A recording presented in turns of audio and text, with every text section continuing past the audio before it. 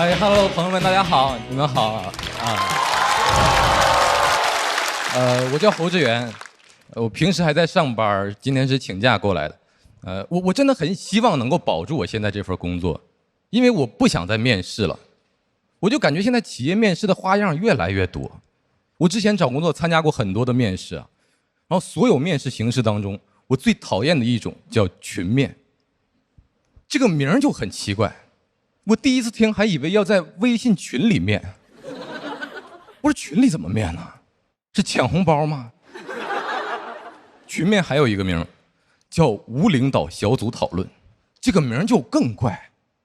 无领导，哪个小组讨论？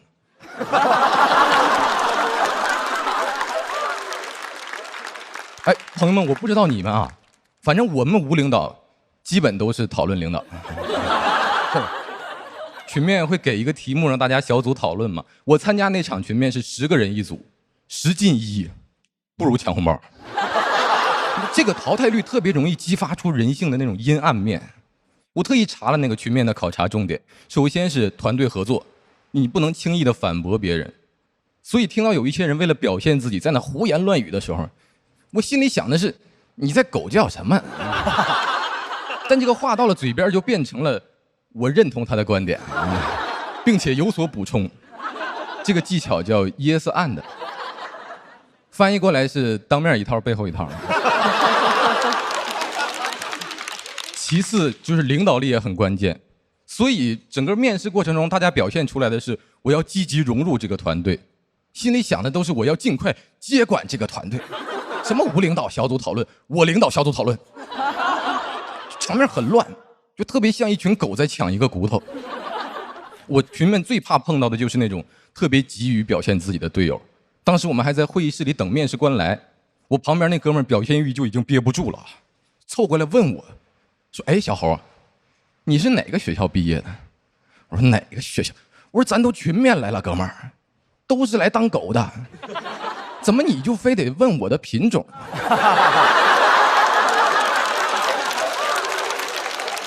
我就没愿意搭理他，没想到周围的人纷纷开始自报家门了。啊，我是交大的，我是北航，我北理工，谁问你们了？但我一听坏了，朋友们，都是品种狗。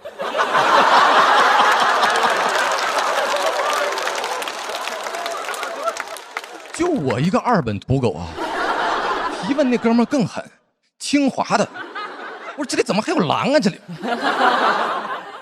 就这个狼哥最能显，问完学校又开始问我们的实习经历，我是越听越难受。他们都在大企业里边实习过，朋友们，我是在东北一个县城里上的大学，我们那儿就没有什么实习的概念，最多叫勤工俭学。我也是那天才知道，提前实习是中华民族的传统美德，因为孔子说过啊，要学而时习之。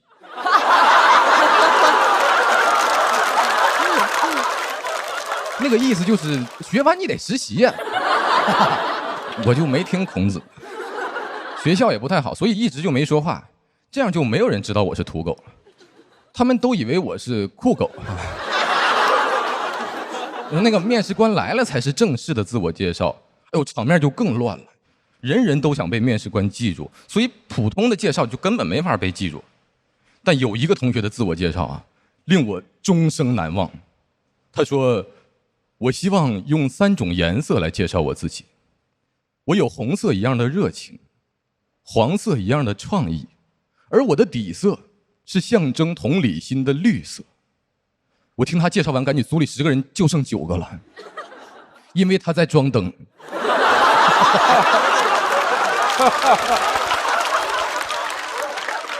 他装的还是那种交通灯。他介绍完，全场都安静了，都被他的热情镇住了，谁也不敢动。红灯亮了。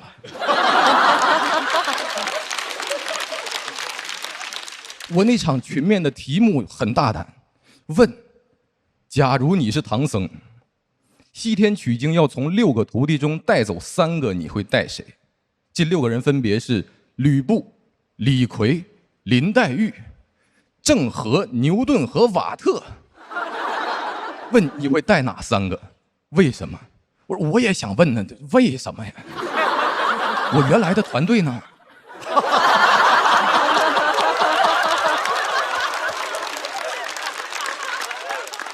我猴哥呢？关键这帮人都不是一个系统的呀。我怎么取经队伍现在还在借调的了吗？啊，我是唐僧，你们是选调僧是吧？这题咋答？哎，狼哥都沉默了，交通灯也受挫了，他那个代表创意的黄灯都停止闪烁了。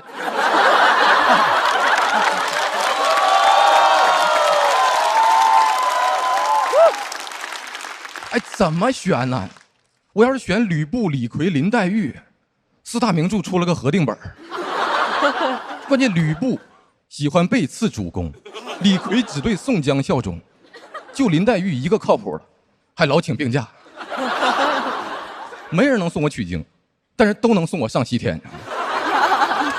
那我选那个郑和、牛顿和瓦特，感觉唐长老不想上西天了，想下西洋了。给郑和配2个大发明家，我就感觉大航海时代要开始了。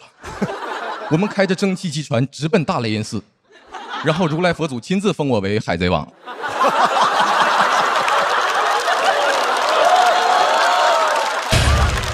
神经病！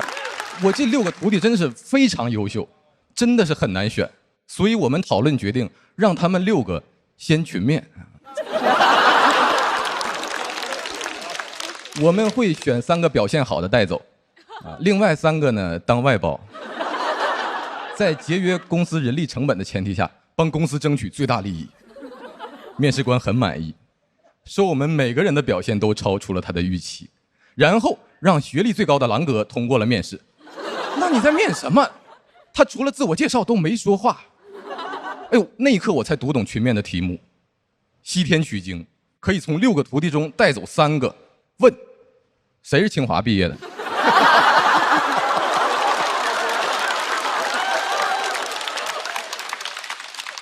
群面参与多了，我能力没有任何的提升，我道德水平直线上升。我现在坚决反对动物表演，我跟他们共情了，你知道吗？动物保护组织有一个标语我特别喜欢，说小熊不想骑车，小狗不想钻圈，我想加一句，我说小猴也不想群面了。我就想到这儿，谢谢大家。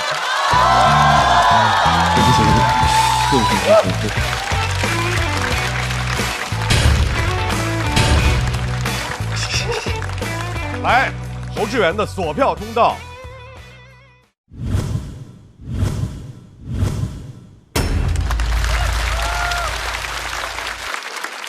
小侯，你的面试经验是很丰富吗？面试经验很丰富，但是通过的经验不是很丰富。面试里面有比这个群面更荒谬的吗？啊，我之前有过一次面试是，就是对面的面试官很年轻，他就只比我大2岁，然后进去以后他就一直在羞辱我，就说哎，我只比你大2岁，但是我坐在这儿，你坐在那儿，说明年轻人还是要努力。哇，你跟他说，但是你比我2啊。那你会怎么回答呢？这种荒谬的问题，我会试我说我要继续努力嘛，就是因为我是盾那边的，就不太擅长攻击。但这个真的不好说。比如说，我不知道你那个大2岁跟你恶心的那个人面试你是什么岗位？产品岗啊，那肯定很荒唐。如果是客服岗之类的呢，他有可能就想看看你是不是容易被激怒，压力面试。对，所以有的时候不好说。但整体上，我见过很多大企业出来的 HR 喜欢这样。哎，那我就要问了，您刚才迟迟不拍灯，对，也是一种面试方法？不是，我没那么阴，我没有暗示您什么，我只是一直犹豫，是我觉得这个作品呢完整度还是稍稍有一点欠缺，但中间有几个很精巧的梗是很有趣的。对，所以如果我们刚才3灯了，我就不拍了。我看了一眼是2灯，所以我犹豫了一下就拍了。犹豫就是这个，不是要 PUA 他。春春觉得哪个让你印象深？我第一个是那个学而时习之，然后但是我最喜欢的是那个他说唐僧的6个徒弟，然后这6个人，这6个人因为实在太混乱了，所以我觉得这一段的这个设计会让这个群面的这种荒唐感更加的充足，被放大。对。他有一种特别温和的那种刀，你知道吧？对，你听他说话特安静，但是他里头力量特别足，而且都倍儿狠。而且职场话题都讲烂了，他每次都能讲出新意来，对，这个特别可贵。谢谢。来，卢玉，我没拍灯，其实我觉得你讲得好，而且我觉得梗是密的，但是我到最后我有一个情绪没有能够消解，为什么？就因为这个群面特别荒谬，是出题的人荒谬，但是你给到的荒谬的个体的案例是你们参加群面的人。对。但是后来我明白为什么你要这么讲，是因为你要说都是狗，还要分什么品种吗？因为你要最后落到你的收尾，我不要做动物，但你要解决我作为听众，我的情绪怎么被消解。明白。这个其实我之前包括跟编剧老师、跟朋友聊都有提过这个问题，就是我只提出了这个对我困难的场景，但是我没有反击它，我没有消解到这个情绪。但实际的情况就是我在那当了一圈动物，我没有反击，我就回家了。我就回去等面试通知，然后他还不给我通知，这个难受的情绪就是那样的，我消解不掉那些东西，所以我最后其实就选择把它留在那儿，就是这个是我的亲身感受。留在那里不看来。